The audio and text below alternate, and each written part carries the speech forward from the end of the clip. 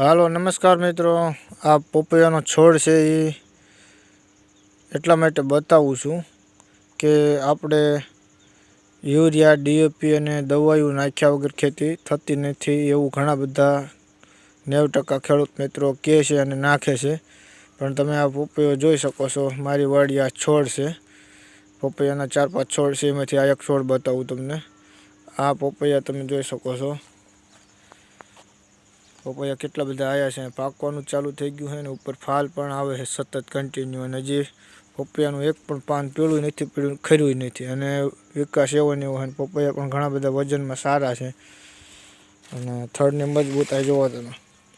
હવે આમાં આપણે વાત એ કરવાની છે કે આની અંદર ડીએપી યુરિયા કોઈ પણ દવા આપણે છાંટી નથી, નાખી નથી, છતાં પણ આવો પપૈયો છે. એટલે શક્ય હોય ને મહેનત કરવી તો કેમિકલ વગરનું આપણે ખાઈ શકીએ છીએ અને ખર્ચા વગરની ખેતી થઈ શકે છે.